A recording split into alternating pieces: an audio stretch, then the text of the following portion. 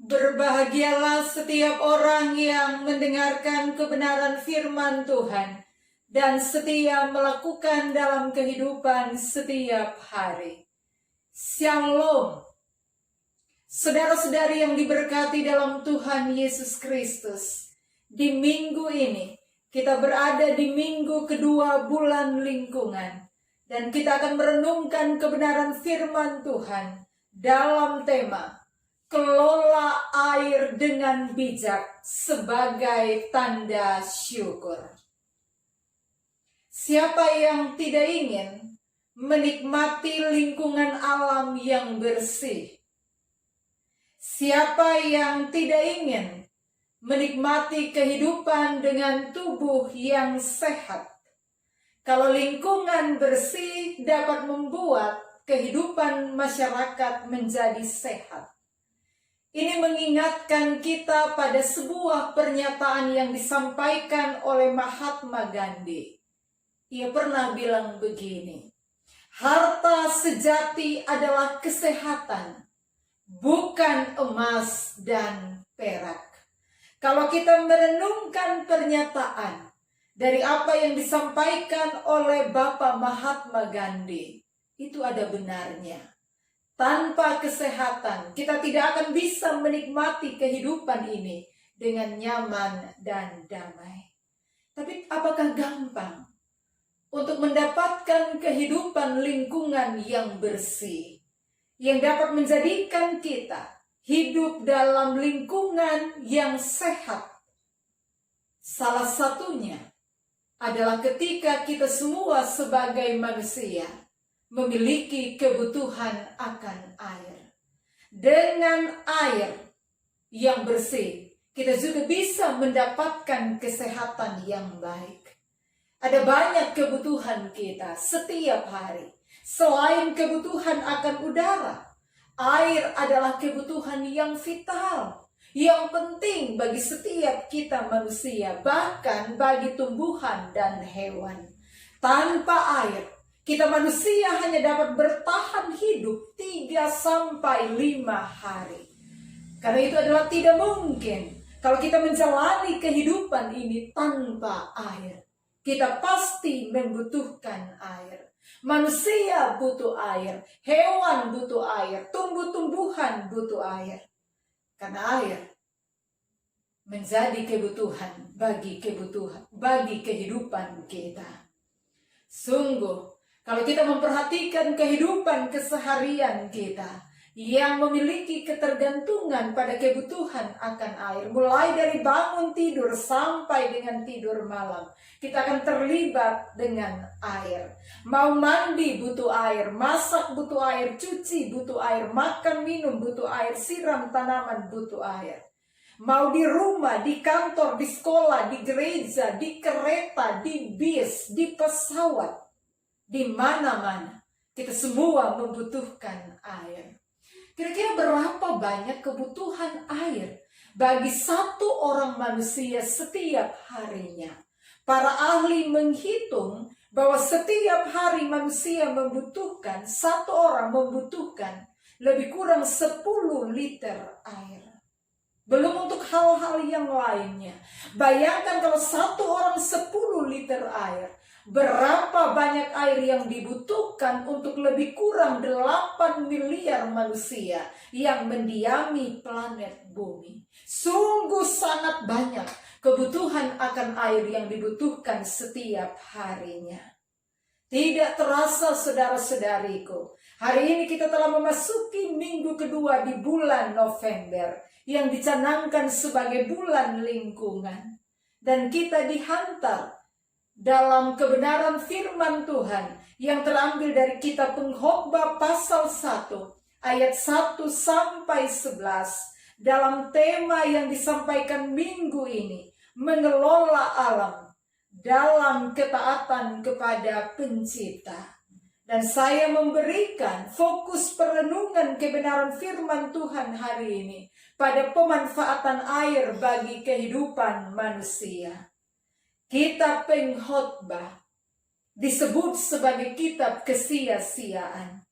Berbagai hal, segala sesuatu dinilai sebagai perkara yang sia-sia.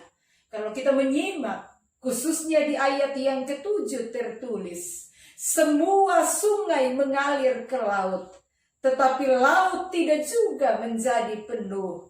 Kemana sungai mengalir, ke situ sungai mengalir selalu. Kalau kita membaca di ayat yang ke-7, dengan jelas mengalirnya air, berhembusnya angin juga dinilai sebagai perkara yang sia-sia. Air yang mengalir ke laut adalah kesia-siaan. Dan perikop ini diakhiri sebuah pertanyaan, adakah yang baru di bumi ini? Dengan iman kita meyakini bahwa karya penyelamatan Kristus telah menjadikan segala sesuatu baru, termasuk alam dan lingkungan hidup. Karena itu, di dalam Yesus Kristus berbagai upaya dilakukan, termasuk upaya untuk menjaga air, agar dapat terus kita kerjakan dengan sungguh-sungguh. Pertanyaan refleksi di minggu kedua bagi kita, apa yang dapat mendorong kita untuk sungguh-sungguh melestarikan lingkungan dan mengelola sumber daya air bagi kehidupan ini? Saudara-saudari yang diberkati Tuhan, dari pasal 1 ayat 1 sampai 11 dari kitab Pengkhotbah mengingatkan kita, sadari bahwa segala sesuatu sia-sia adanya tanpa Tuhan. Pengkhotbah luar biasa. Pengkhotbah adalah seorang yang merenungkan secara mendalam arti hidup manusia dari mengamati berbagai peristiwa yang terjadi di bawah matahari. Lalu ia tiba pada kesimpulan yang mengejutkan dalam satu kalimat, semuanya sia-sia. Kata yang digunakan untuk kata sia-sia bisa bermakna, berpadanan artinya dengan hampa. Sesuatu yang tanpa bobot seperti angin. Dengan menyebut kata sia-sia sebanyak 2 kali di ayat 2, ini sungguh menegaskan bahwa hidup kita sia-sia adanya. Kita melihat siklus hidup manusia. Manusia lahir, menjalani kehidupan lalu mati, begitu seterusnya.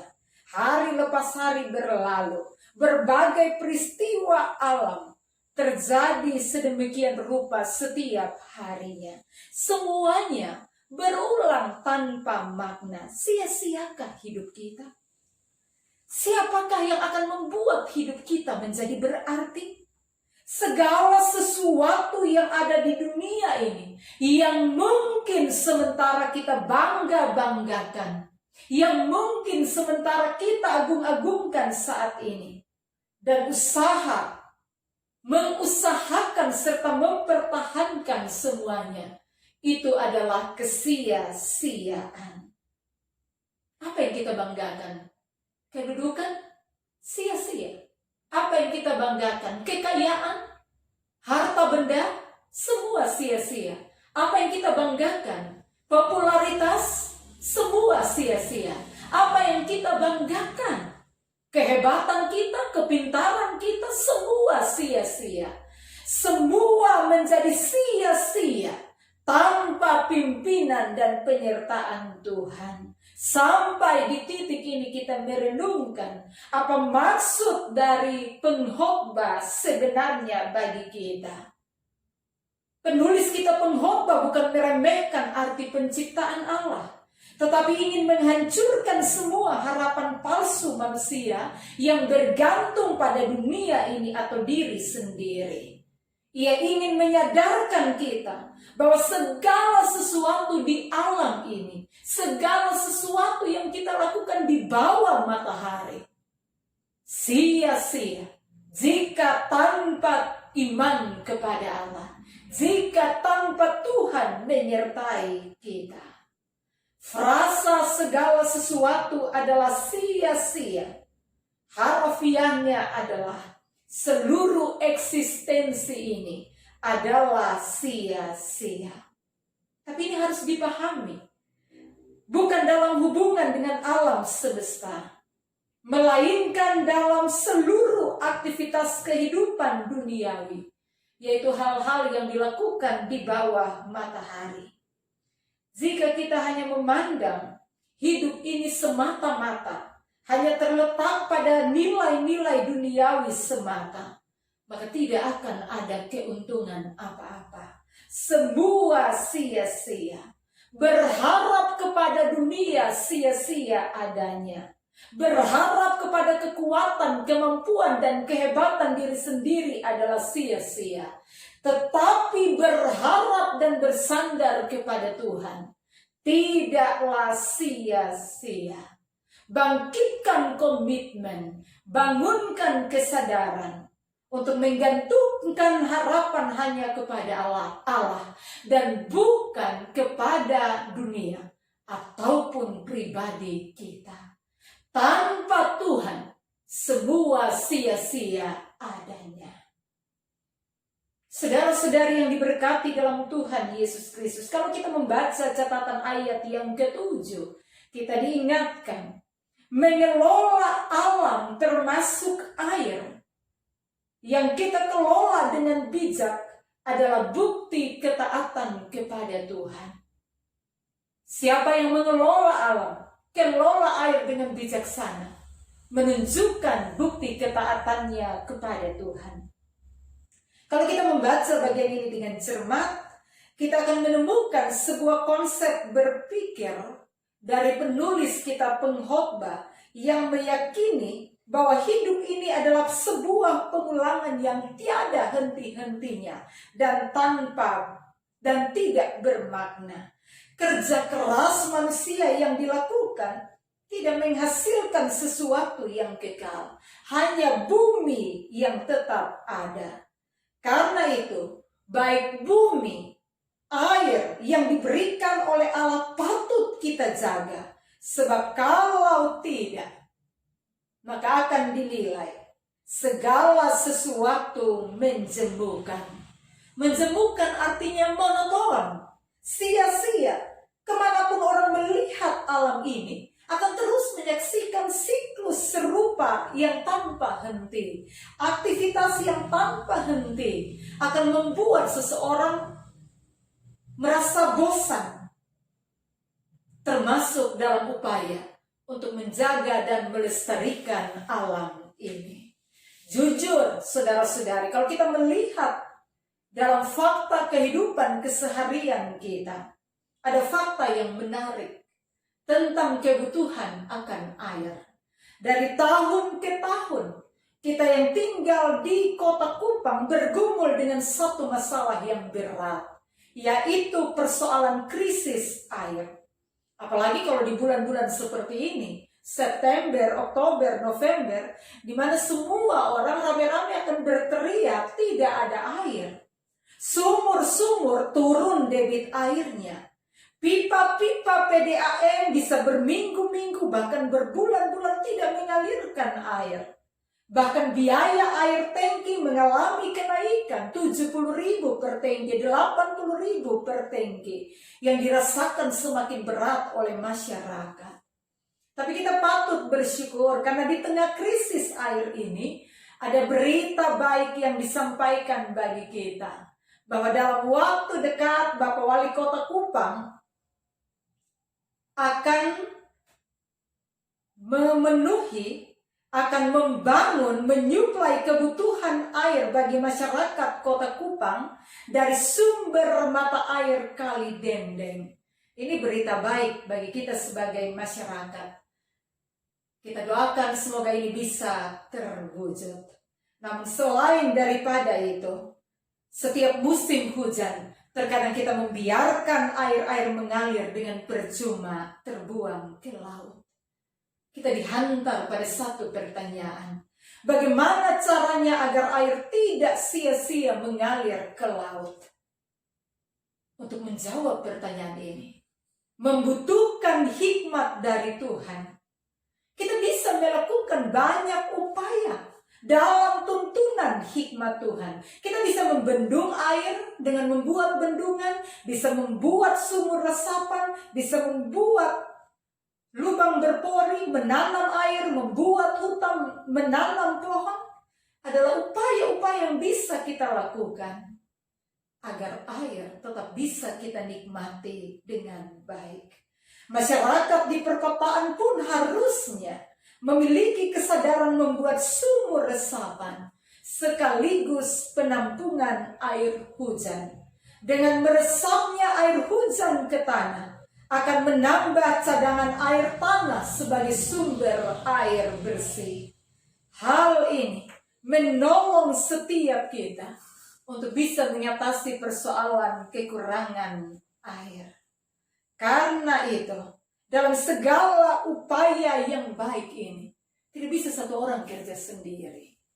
Satu RT kerja sendiri. Butuh kerjasama dari semua pihak untuk bisa berjuang mengupayakan yang terbaik.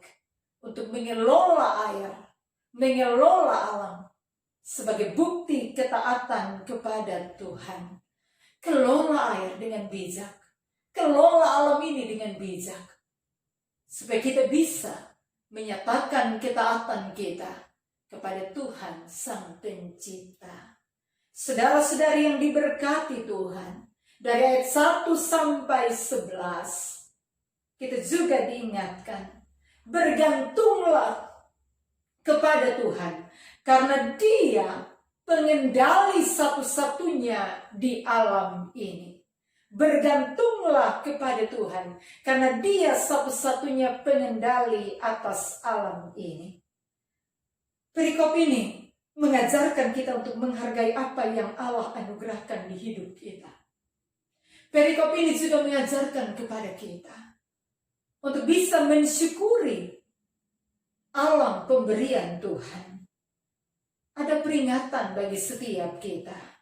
Jangan sekali-kali kita berusaha mengambil alih kendali kehidupan yang kita jalani.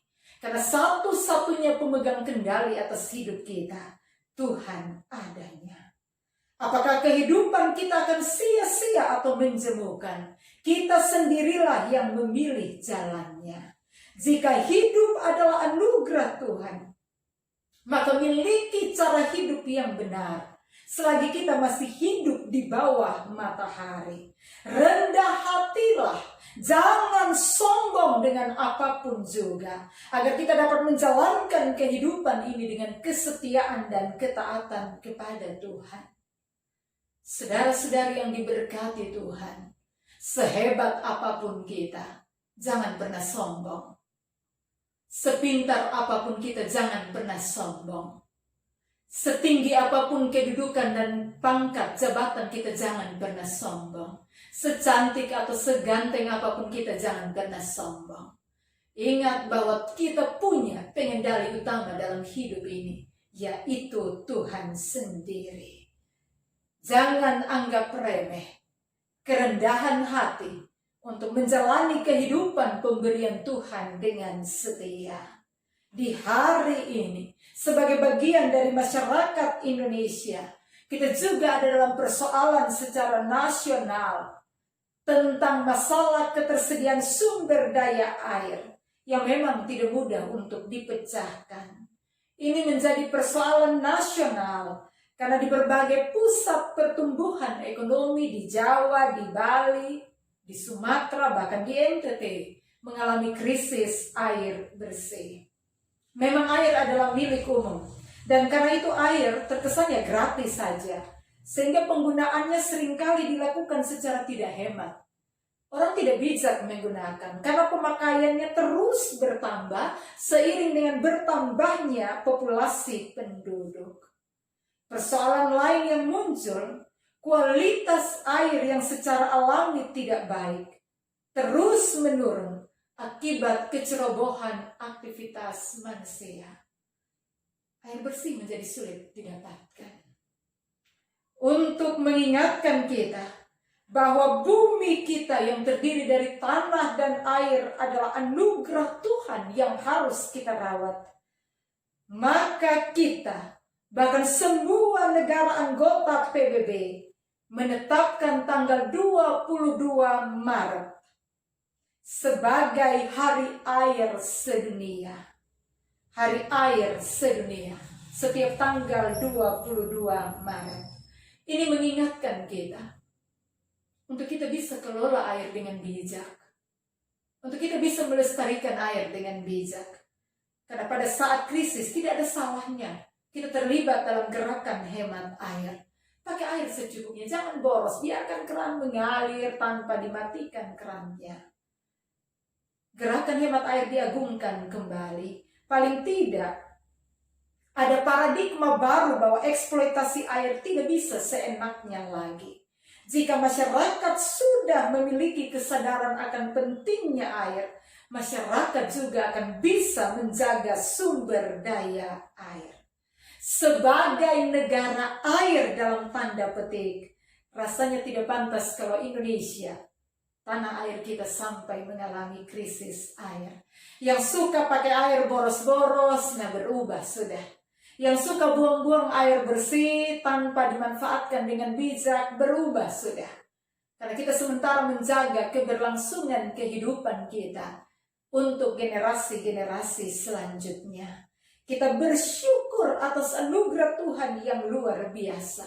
Bersyukur untuk alam yang indah. Bersyukur untuk air yang kita butuhkan setiap harinya. Karena apa? Segala sesuatu akan sia-sia jika kita tidak mengelolanya dengan bijaksana. Ayat 9 dan 10, tidak ada sesuatu yang baru di bawah matahari. Ayat 11, tidak ada kenangan pada mereka yang hidup sebelumnya. Sebagai ciptaan Tuhan, belajar bersyukur untuk alam semesta ini dengan cara menjaga, merawat, melestarikan, mengelola dengan bijaksana apa yang Tuhan sediakan bagi kita. Jika kita menghidupkan lingkungan alam, maka lingkungan alam juga akan menghidupkan kita, manusia, dan seluruh makhluk. Sebaliknya, jika kita membunuh kehidupan alam, maka alam pun akan semakin sadis lagi, membinasakan kehidupan manusia dan kehidupan makhluk lainnya. Kalau kita menghidupkan alam, pasti alam juga akan menghidupkan kita. Tapi kalau kita membunuh kehidupan alam, hal yang sama. Alam juga bisa dengan sadis membinasakan kehidupan kita. Sadarilah saudara-saudariku, kalau kita berjuang bersama menjaga alam ini, alam pun akan menjaga kita. Tetapi sebaliknya, kalau kita tidak menjaga alam, cuek, tidak peduli, maka alam pun tidak akan menjaga kita. Dengan kata lain, kalau kita menjaga alam ini, termasuk menjaga air, artinya kita menghormati seluruh kebaikan Allah yang kita nikmati. Mengapa demikian?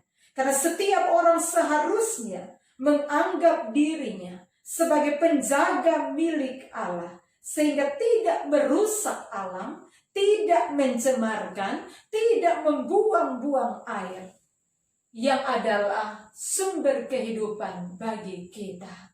Kita punya kebutuhan, tapi mesti juga diikuti dengan sikap yang bijak. Sebagai tanda syukur, kita mengelola alam pemberian Tuhan. Dengan menjaga air, kita juga menjaga kehidupan bersama Yesus Kristus yang berkata, barang siapa haus, baiklah ia datang kepadaku dan minum. Air kita butuhkan, tetapi sumber air hidup hanya ada dalam Yesus Kristus. Di saat kita haus, kita butuh air untuk minum. Di saat kita mengalami kehausan secara rohani, datang pada Kristus sebagai sumber air hidup. Yakinlah, kehidupan kita pasti disertai olehnya. Kelola air dengan bijaksana, sebagai tanda syukur kita kepada Tuhan untuk kehidupan yang lebih baik dari hari ke hari. Selamat mengelola air dan alam ini dengan bijaksana.